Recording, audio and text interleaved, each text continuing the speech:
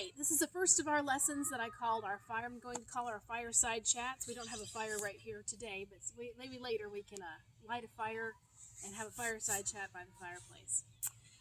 That's named after what a man named Franklin Delano Roosevelt did for our country at a time when things were really hard. It was after World War I, and the stock market things had gone really, really well for a long time, and then all of a sudden things didn't go so very well. Several things happened, and the crops had there was not a lot of rain, and bad farming practices had caused a lot of the topsoil to blow away, so the crops weren't growing, and there was a lot of panic in the country.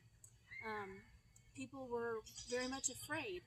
So Franklin Delano Roosevelt knew that one of the things that people needed was to feel confident that things were going to be okay. So he started his fireside chats. Well, they didn't have television back then. They just had radio. So people would gather around the radio and listen to Franklin Delano Roosevelt tell about what was going right with the country, things that were working. It's because of the things that he started and the people underneath him started. They built things like Smoky Mountains National Park and the Skyline Parkway, and they went around to poor people, people who didn't have much money, and they built really good outhouses because a lot of people didn't have indoor plumbing then, and they put up a lot of artists. They made programs for artists to make money and write books, and they did a lot of different things like that. It's a hard time in our country right now too, so I thought a fireside chat would be a really good idea. We're also studying in history about a very difficult time in our country's history. We're leading up to what they call the Civil War. We read a little bit about it today. It's the very beginning of it.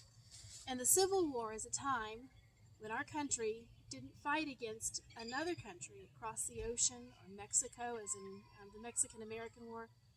They were fighting against each other. They split. The whole country split in two. They formed another country formed in the South, and they fought for things that they believed in. There was a lot of different things they believed in. Slavery was one issue, the rights of states to make their own decisions, which, interestingly enough, is coming up again. President Trump is letting the governors decide when the states are issuing stay-at-home orders instead of doing it from the federal government.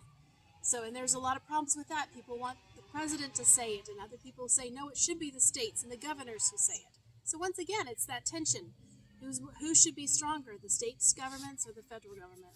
And that's what the Civil War was fought over.